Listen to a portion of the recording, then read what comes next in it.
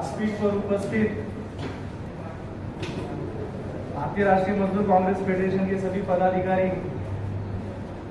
और पदाधिकारियों की तरफ से मैं हमारे राष्ट्रीय महासचिव श्री डॉक्टर आमिर खान जी का प्रस्ताव आया है कि माननीय श्री स्वामीनाथ जायसवाल जी को आज की इस 15वीं वार्षिक सर्वसाधारण सभा का अध्यक्ष नियुक्त किया जाए। तो मेरी तरफ से और आप लोगों की तालियों की गड़गड़ाहट से ये सिद्ध हो गया कि हम इनको आज की इस सभा का अध्यक्ष नियुक्त करते हैं। परंतु माननीय अध्यक्ष जी ने बड़प्पन का भाव दिखाते हुए यह कहा कि हमारे जो वरिष्ठ उपाध्यक्ष हैं श्री राजिया सिलसिला जी, भूतपूर्व सांसद, तो आज के इस सभा का चेयरपर्सन उन्हें बनाया जाए।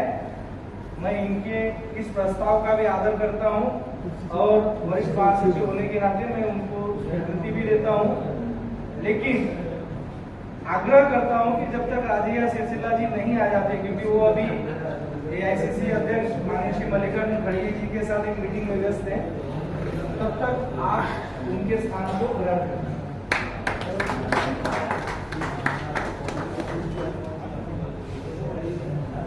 वार्षिक सर्वसाधारण सभा शुरू करने से पहले यहाँ पे काफी बातें हुई। मैं उन बातों में मुझे एक जो बहुत ही चैलेंजिंग सब्जेक्ट, मतलब बोलते ना कि एक आह्वानात्मक विषय जो होता है, वो लगा KP जी का। मैं उनको आदर से KP जी कहता हूँ।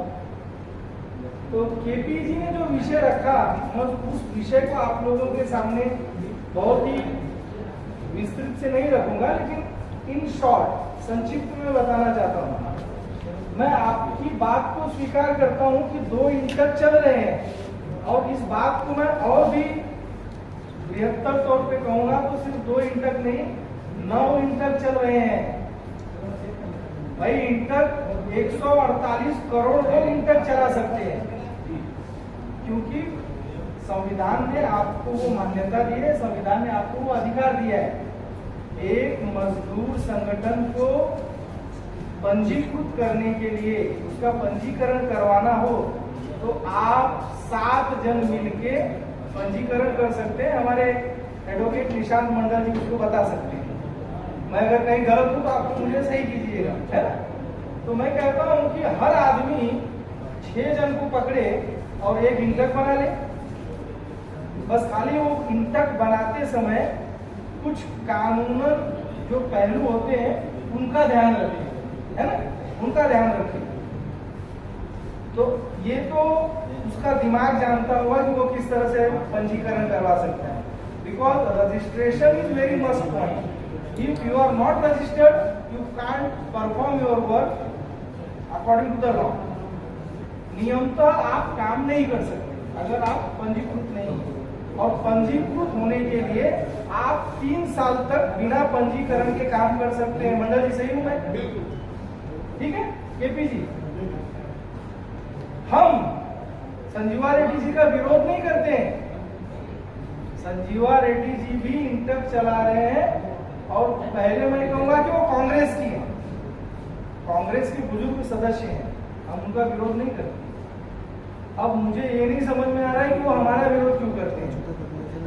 जिस तरह से भारत सरकार ने उनको एक पंजीकरण का सर्टिफिकेट दिया है, ये एक प्रमाण पत्र उसी भारत सरकार ने हमें भी दिया है। भाई मैं चोरी तो नहीं कर रहा हूं ना,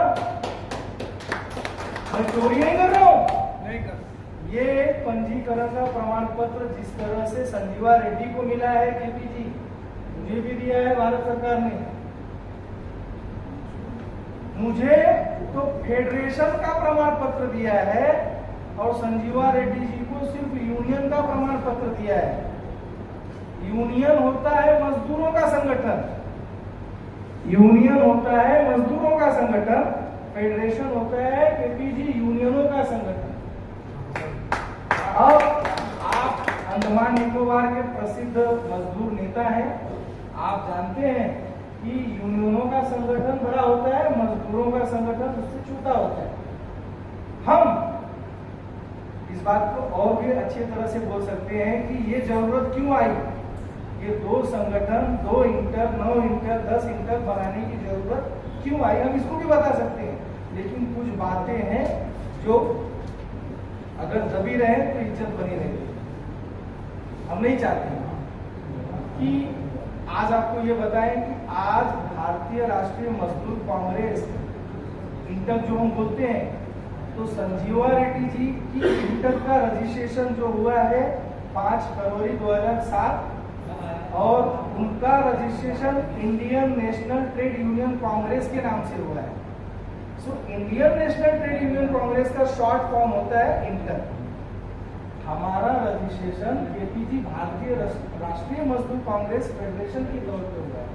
आप लोगों को मैं बताना चाहूंगा कि 3 मई 1947 को जिस राष्ट्रीय मजदूर कांग्रेस यूनियन का रजिस्ट्रेशन हुआ था उसका नाम था राष्ट्रीय मजदूर कांग्रेस, और उसका रजिस्ट्रेशन उत्तर प्रदेश के कानपुर लेबर कमीशन के पास किया गया था।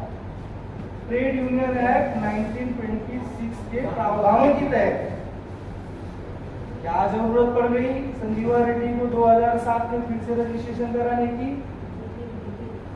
ये हम नहीं पूछेंगे, ये तो मल्लिकार्जुन जी पूछें। हम क्यों पूछे भाई? हमने मल्लिकार्जुन जी को ये बताया, हमने उनको ये बताया कि क्या जरूरत पड़ गई, तो हमको एक पत्र मिला। भास्कर जी, ये पत्र है अखिल भारतीय कांग्रेस कमेटी ने जो लिखा है, प्रिय श्री स्वामीनाथ जायसवाल जी, कांग्रेस अध्यक्ष श्री मल्लिकार्जुन खड़गे जी को संबोधित आपका दिनांक पत्र मिला 3 जनवरी 2023 का ये पत्र है। आप अपनी सुविधा अनुसार आकर एआईसीसी कार्यालय में अध्यक्ष जी से मिले। हम मिले इस पत्र के बाद हम मिले। उसके बाद एक और पत्र मिला और उस पत्र में ये लिखा गया कि हमने जिस समस्या को उठाया है उस समस्या को सुलझाने के लिए जयप्रकाश अग्रवाल जी को नियुक्त किया गया है।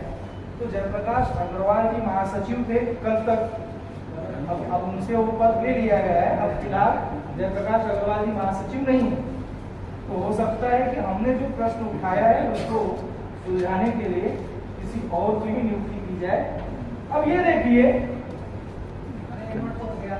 ये होता है चार्टर, ये हमारे पास एक डायरी है, इसमें हमसे जुड़े हुए जितने लोग हैं उन लोगों की लिस्टिंग है। हम तैयार है ना, हम तैयार हैं। अगर कोई हमसे ये कहता है कि आप गलत हो, अभी आप बैठे देखो, गलत है, आप बैठे गलत है। अगर कोई हमसे ये कहता है, आप लोगों में से भी कोई ये कहे कि नहीं सर आप गलत बोल रहे हो, तो मैं कहता हूं कि भैया मेंबरशिप वेरिफिकेशन करवा लो।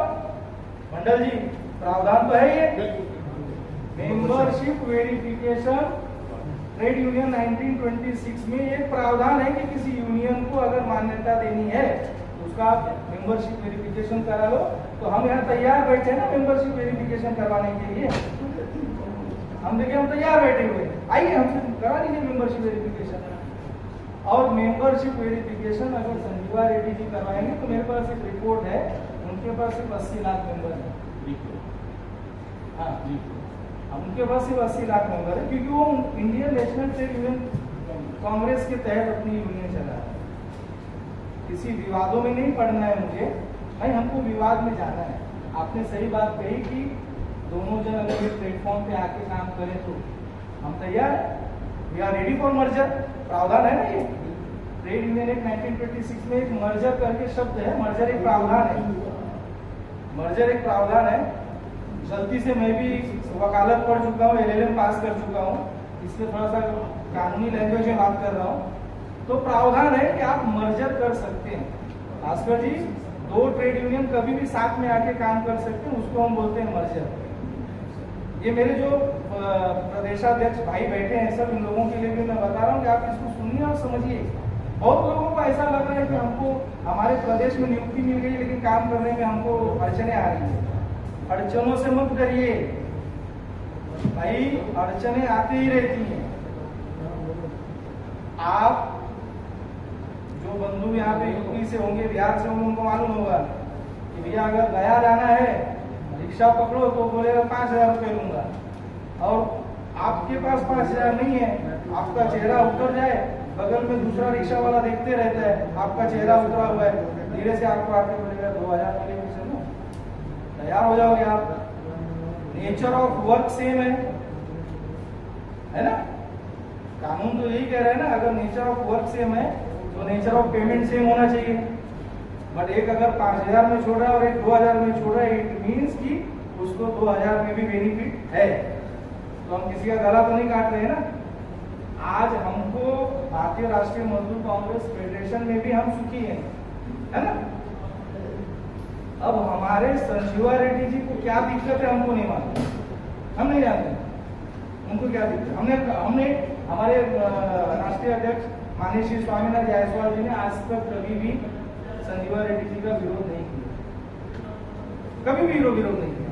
हाँ, हम मर्जर के लिए बैठे हैं, हम मर्जर के लिए तैयार हैं, जिस कोर्ट में कहिए, जहां कहिए, हम मर्जर के लिए जाएंगे। बट कुछ तो बात हो, लोग कुछ तो बात करें। लोग विरोध कर रहे हैं, कांग्रेस में विभाजन नहीं हुआ भास्कर जी? क्या इंदिरा कांग्रेस नहीं बनी थी? क्या प्रणब मुखर्जी ने अपनी कांग्रेस नहीं बनाई थी? लेकिन सब साथ में ही आके काम कर रहे थे, जो आज भारतीय राष्ट्रीय कांग्रेस बनी। तो ये तो है, प्रावधान है ये, हम किसी चीज से इनकार तो नहीं कर रहे हैं ना। तो मेरा दूसरा पहलू ये है, मर्जर नहीं चाहते हैं, मत चाहिए, आप Indian national trade union Congress बने रहिए, हमको आप भारतीय राष्ट्रीय मजदूर कांग्रेस बने रहने दीजिए। हमको तो आपने ही दिया है ना, भारत सरकार ने प्रमाण पत्र दिया है ना, इस पे सील मैंने अपने घर में नहीं बनाई है, ये सर्टिफिकेट मैंने अपने घर में नहीं प्रिंट किया है।